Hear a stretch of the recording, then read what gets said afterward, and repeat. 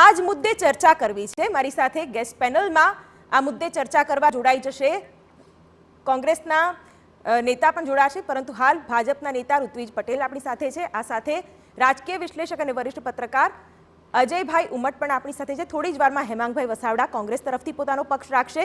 ઋત્વિજભાઈ, ક્યાંક કોંગ્રેસના નિવેદનોને લઈને કોંગ્રેસ તો ધર્મ સંકટમાં મુકાઈ જ ગઈ છે, પરંતુ ભાજપ તરફથી પણ ક્યાંક વળતા પ્રહાર કરવામાં આવી રહ્યા છે।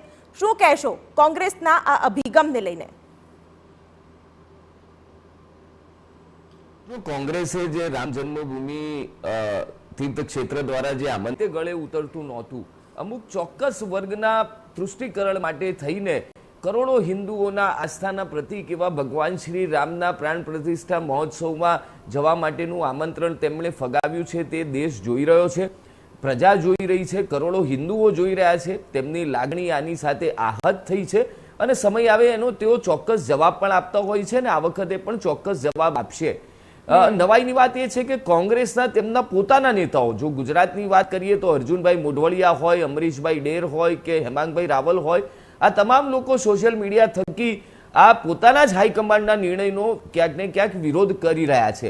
એટલે કુલ મળીને જે કોંગ્રેસની હિન્દુ વિરોધી માનસિકતા છે, સનાતન ધર્મ, સનાતન સંસ્કૃતિ વિરોધીની માનસિકતા છે, એ આ ઘટનાઓ ઉપરથી થતી થઈ છે અને દેશના કરોડો હિન્દુઓ આ ઘટનાને જોઈ રહ્યા છે। ઓકે હેમાંગભાઈ, ક્યાંક ઇફતાર પાર્ટીઝના પણ ઘણા બધા ફોટા સામે આવતા હોય છે, મજાર પર જઈને ચાદર ચઢાવતા હોય નેતાઓ કોંગ્રેસના, એવા પણ દ્રશ્યો ઘણા જોયા। તો રામ મંદિરથી જ અળગા રહેવાનું કારણ શું? શું છબી જશે દેશ સામે કોંગ્રેસની?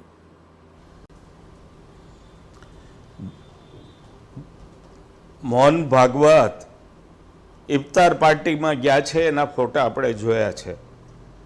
સ્મૃતિબેન ઈરાની અત્યારે મક્કા મદીનામાં ફરે છે અને પહેલા ભારતીય મિનિસ્ટર એવા છે કે જે મક્કા પહોંચ્યા છે, મદીના પહોંચ્યા છે, એ આપણે જોયું છે। નરેન્દ્રભાઈ મોદીની ચાદર મજાર ઉપર ચડતી આપણે જોઈ છે અને વોરા સમાજની મસ્જિદમાં ઇબાદત કરતા નરેન્દ્રભાઈને આપણે જોયા છે।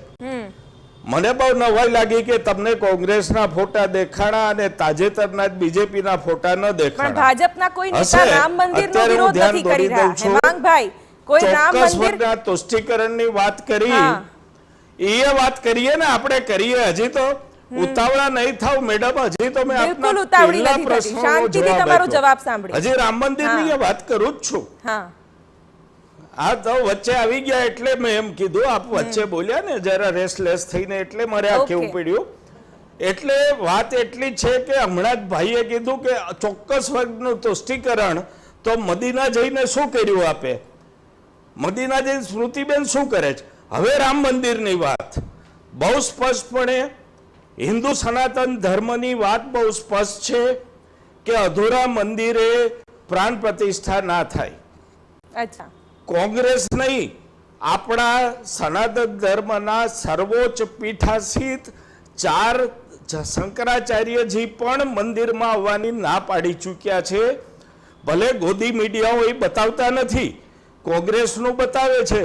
શંકરાચાર્યજીના નિવેદનો, એના પીએ નિશ્ચલાનંદનો જે વિડીયો આવ્યો એ યુટ્યુબમાં બધે દેખાય છે, જનતા જોવે છે।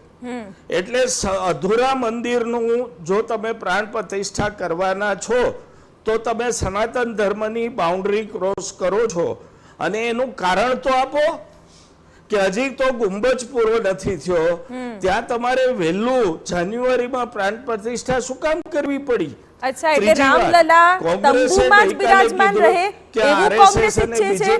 હેમાંગભાઈ, કાઉન્ટર મારે કરવું પડશે, મારું કામ છે। એટલે તમે એવું ઈચ્છો છો કે રામલલા તંબુમાં જ બિરાજમાન રહે, એ એમની જે યોગ્ય જગ્યા છે, યોગ્ય સ્થાન છે, ત્યાં બિરાજમાન ન થાય?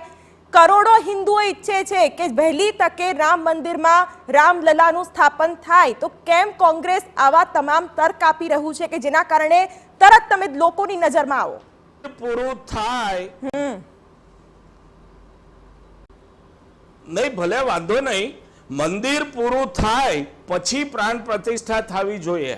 અને અમારી માહિતી પ્રમાણે એપ્રિલ 2 માં મંદિર પૂરું થાય છે, કદાચ જૂનમાં।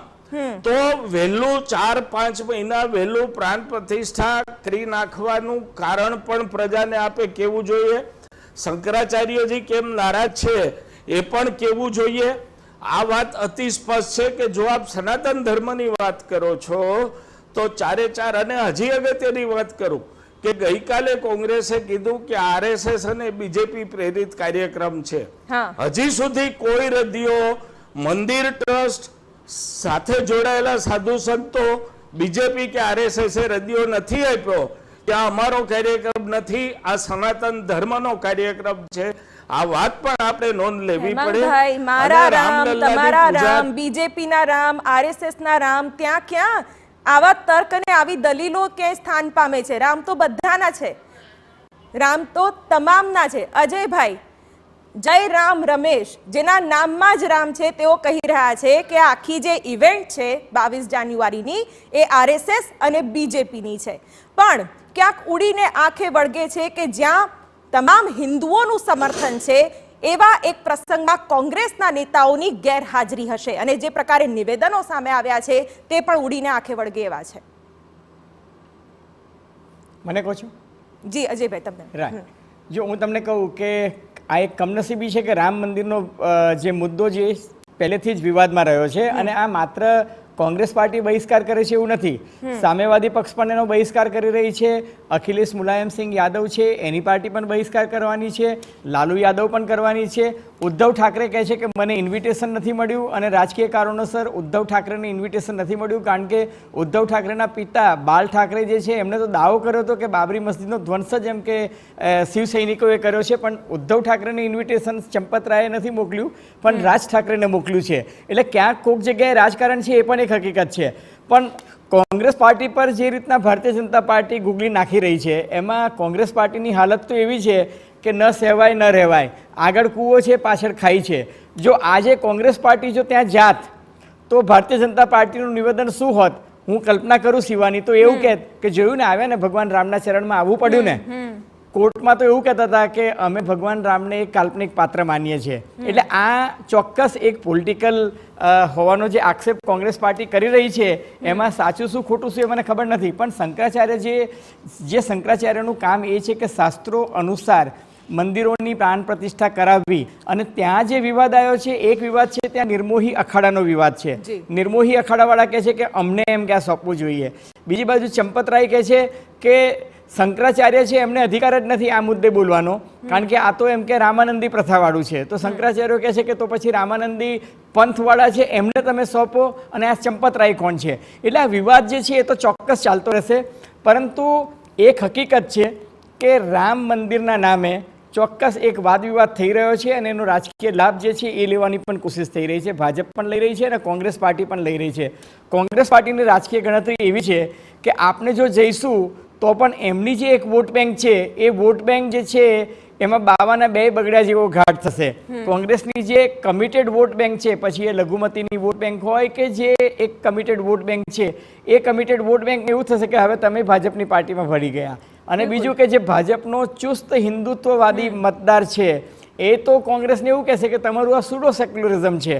એટલે હકીકત એ છે કે કોંગ્રેસને તો આ બાજુ જવાથી ફાયદો છે જ નહીં. એટલે ઋત્વિજભાઈ, જે આક્ષેપો કોંગ્રેસ તરફ થઈ રહ્યા છે એ આક્ષેપો ભાજપ માટે પણ થઈ તો રહ્યા છે કે વોટ બેંક માટે આ તમામ તામઝામ કરવામાં આવી રહ્યો છે. જો ભારતીય જનતા પાર્ટી માટે કોઈ વોટ બેંકનો વિષય કે આ સમગ્ર કાર્યક્રમને રાજનીતિ સાથે જોડવું એ મારા ખ્યાલથી ખૂબ ભૂલ ભરેલું રહેશે. રામ જન્મભૂમિ તીર્થ ટ્રસ્ટ દ્વારા એના ચોક્કસ લોકો, જે સુપ્રીમ કોર્ટના આદેશ અને જે ગાઈડલાઈન હતી એ પ્રમાણે ટ્રસ્ટ બનાવવામાં આવ્યું છે, અને ટ્રસ્ટના લોકો એ સમગ્ર રામ જન્મભૂમિ તીર્થ ક્ષેત્ર અંતર્ગત ભગવાન શ્રી રામના ભવ્ય મંદિરનું નિર્માણ કરી રહ્યા છે. અને 500 વર્ષ જેટલી લાંબી લડત બાદ જ્યારે આ શુભ પ્રસંગ આવતો હોય ત્યારે શા માટે કોંગ્રેસના પેટમાં તેલ રેડાય છે એ મને સમજ નથી આવતી. ડોક્ટર હેમાંગભાઈ વસાવડા કહેતા હતા કે સ્મૃતિબેન અત્યારે મક્કા ગયા છે, તો એ તો ગર્વ લેવા જેવી વાત છે કે આજે દેશમાં, સમગ્ર વિશ્વમાં ભારતનું એ સ્થાન બન્યું છે કે એક મહિલા મંત્રી, અને એ પણ કોઈ પણ પ્રકારના હિજાબ પહેર્યા વગર મદીના જાય, મક્કા જાય અને ત્યાં જઈને દ્વિપક્ષીય મંત્રણાઓ કરે અને કેટલાક કરારો પર હસ્તાક્ષર કરે, તો આ તો ગર્વ લેવા જેવી બાબત છે. આને એક સારી વિદેશ નીતિનો ભાગ કહી શકાય. ભારતીય જનતા પાર્ટી કે સમગ્ર હિન્દુ સમાજ કોઈ મુસ્લિમ ધર્મ કે અન્ય ધર્મનું કોઈ પણ ધાર્મિક કાર્યક્રમ હોય તો એનો ક્યારેય વિરોધ કર્યો નથી. આવા કોઈ મોટા કાર્યક્રમમાં ક્યારેય અન્ય લોકોને બોલાવ્યા હોય, ભારતીય જનતા પાર્ટીને પક્ષ તરીકે બોલાવ્યા હોય તો એમાં પણ જવાનું ક્યારેય ટાળ્યું નથી. પરંતુ કુલ મળીને જ્યારે આટલો શુભ પ્રસંગ 500 વર્ષ પછી જ્યારે આકાર લઈ રહ્યો હોય ત્યારે એમાં બધાએ જ્યારે એકમેક થઈને સમગ્ર સનાતન ધર્મની ઉજવણી કરવાની હોય એના બદલે કોંગ્રેસ અત્યારે ત્રાગા કરી રહ્યું છે. જે એમણે ગર્ભગૃહની વાત કરી તો શિવાની, મારે તમને કહેવું છે કે ભૂતકાળમાં સોમનાથ મંદિરનું જ્યારે પ્રાણ પ્રતિષ્ઠા થઈ ત્યારે પણ પહેલા ગર્ભગૃહ જ તૈયાર થયું હતું. અંબાજી મંદિરમાં પણ પહેલા ગર્ભગૃહ જ તૈયાર થયું હતું. એટલે આવા સનાતન સંસ્કૃતિના નિયમોની સાથે છેડછાડ કરીને લોકોને ગેરમાર્ગે દોરવાનું કામ કોંગ્રેસ બંધ કરી દે. સાચી વાત તો એ છે, જે મેં અગાઉ પણ કહ્યું એ પ્રમાણે, ચોક્કસ વર્ગના તૃષ્ટિકરણ માટે જે અજયભાઈ ઉમટ સાહેબે પણ કહ્યું કે એમની જે ચોક્કસ વોટ બેંક છે એ વોટ બેંકને રીઝવવા માટે તેઓ કરોડો હિન્દુઓની લાગણીને ઠેસ પહોંચાડી રહ્યા છે. એ જ સનાતન સત્ય છે અને સમગ્ર દેશવાસીઓ, કરોડો હિન્દુઓ આ બધા જ ઘટનાઓ, કોંગ્રેસ દ્વારા કરવામાં આવતા બધા જ ત્રાગાઓને બહુ સારી પેટે જોઈ રહી છે અને સમય આવે ચોક્કસ જવાબ આપશે. બિલકુલ હેમાંગભાઈ, ગુજરાતના જ કેટલાક નેતાઓએ આઘાતજનક આ નિર્ણયને ગણાવ્યો છે કે શા માટે કોંગ્રેસનું મોવડી મંડળ આ પ્રકારના નિર્ણયો લઈ રહ્યા છે અને તે આઘાતજનક છે. અમરીશ ડેરે ટ્વીટ કરીને લખ્યું છે, પછી પાછા અર્જુન મોઢવાડિયા ફેસ સેવિંગની મુદ્રામાં આવી જાય છે અને તેઓ રાજકારણ ન કરવું જોઈએ તેવી વાત કરે છે. પણ ક્યાંક એ બાબત તો ઉડીને આંખે વળગી જ રહી છે. તમારા નેતાઓ હોય કે દેશ હોય કે ક્યાંક આ નિર્ણયમાં ફરી એકવાર વિચાર કરવા જેવો હતો અથવા તો એક સેન્ટિમેન્ટને સાચવી લેવાનું એક કોંગ્રેસે કર્યું હોત, ધ્યાનમાં રાખ્યું હોત તો પણ સારું થાત.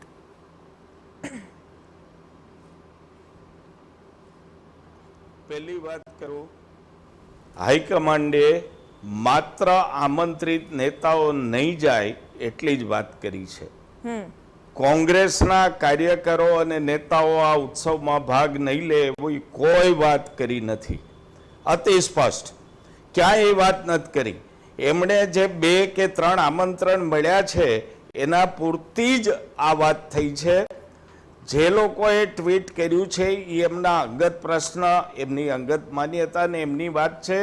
પણ મારે એટલું જ પૂછવું છે કે 22 જાન્યુઆરીએ જે દેશવાસી અયોધ્યામાં હાજર નથી એ બધા રામલલ્લાના વિરોધી?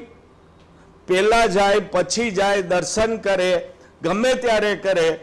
રામલલ્લા એટલે 22 તારીખે જે હાજર છે એ જ રામલલ્લાના ભક્ત, બાકીનો આખો દેશ વિરોધી એવી ગણિત આ લોકો કરે છે. તો એવા કોઈ સર્ટિફિકેટની દેશના નાગરિકોને જરૂર નથી. અપીલ કરીને ના કહેવી પડે છે.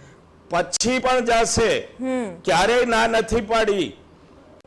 વ્યવસ્થા સચવાઈ રહે એના માટે, કારણ કે ક્યાંક એવો વિશ્વાસ છે, ક્યાંક એવી આસ્થા છે કે 22 જાન્યુઆરીએ ક્યાંક આખો દેશ ના ઉમટી પડે એ જગ્યા પર. એટલે ક્યાંક વ્યવસ્થાને ધ્યાનમાં રાખીને અપીલ કરવી પડી રહી છે કે આવનારા દિવસોમાં સારી વ્યવસ્થા કરવામાં આવશે. ફક્ત આ પ્રસંગ પૂરતું તમે જવાનું ટાળશો એવું કહેવામાં આવી રહ્યું છે. એટલે તમે વિચાર કરો, આટલી આસ્થા જે સ્થાન સાથે જોડાયેલું છે ત્યાં તમે લોકોની આસ્થાને પણ ધ્યાનમાં ના રાખી અને આ પ્રકારનો નિર્ણય જો મોવડી મંડળ લેતું હોય તો આખી કોંગ્રેસને તેની અસર થશે.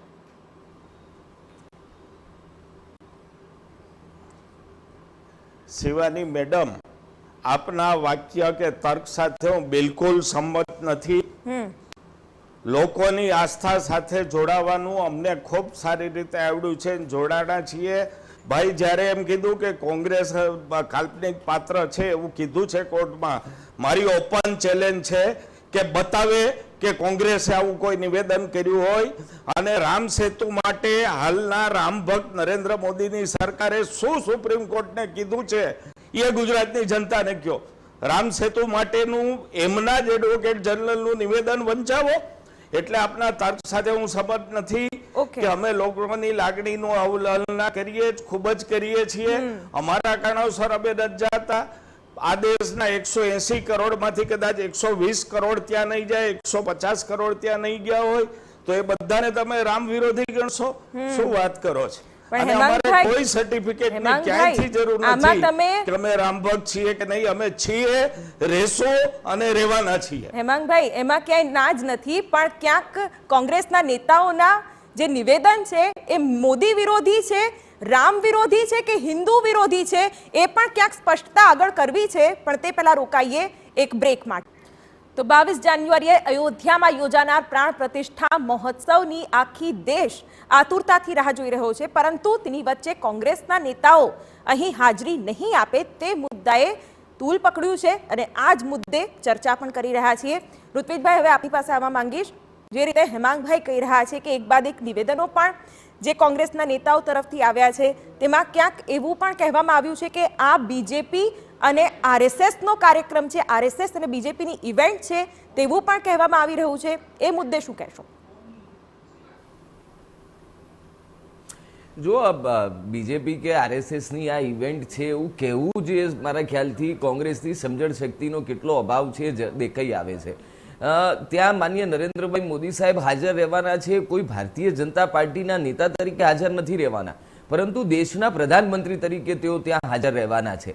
મોહનજી ભાગવત એ રાષ્ટ્રીય સ્વયંસેવક સંઘના વડા તરીકે ત્યાં હાજર રહેવાના છે, પરંતુ સાથે સાથે વર્ષો સુધી જેમણે રામ જન્મભૂમિ માટે આંદોલન ચલાવ્યું એવી સંસ્થાના અને એવા પરિવારના વડા તરીકે તેઓ ત્યાં હાજર રહેવાના છે. બાકી ત્યાં આનંદીબેન પટેલ ત્યાંના ગવર્નર તરીકે હાજર રહેવાના છે અને ત્યાં મંદિરના મુખ્ય પૂજારી હાજર રહેવાના છે. એટલે કુલ મળીને આ ઇવેન્ટ એ ભારતીય જનતા પાર્ટીની કે સંઘની ઇવેન્ટ છે એ કહેવું એ બિલકુલ ભૂલ ભરેલું છે.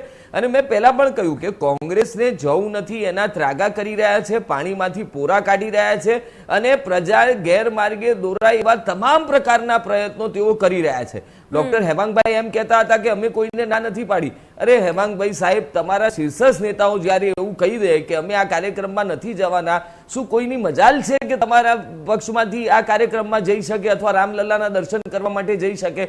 હું હેમાંગભાઈ તમને જ આ ચેનલના માધ્યમથી પૂછું છું, શું તમે 22 તારીખ પછી જ્યારે પણ સામાન્ય આપણા સૌના માટે આ દર્શન કરવાનું ખુલ્લું થશે, શું ત્યારે તમે પોતે દર્શન કરવા માટે જશો? તો એનો જવાબ તમે આ ચેનલના માધ્યમથી આપી શકો છો. બાકી કોંગ્રેસે માત્ર ને માત્ર ત્રાગા કરવાનું કામ કરી રહી છે અને ફરી એકવાર હું કહી રહ્યો છું કે કરોડો હિન્દુઓ આ જોઈ રહ્યા છે. બિલકુલ મને તો આનંદ થશે હેમાંગભાઈ તમને દર્શન કરાવવાનો, કેમ કે અમે તો બિલકુલ દર્શન કરવા પણ જઈશું અને કરોડો સનાતનીઓને દર્શનનો લાભ મળે એવી વ્યવસ્થા થાય એ દિશામાં પણ પ્રયાસ કરશું. હેમાંગભાઈ, તમારે આવવું હશે તો તમને પણ સાથે લઈને જઈશું અને સાથે દર્શન કરીને ધન્યતા અનુભવ કરીશું. હેમાંગભાઈ, જવાબ આપો.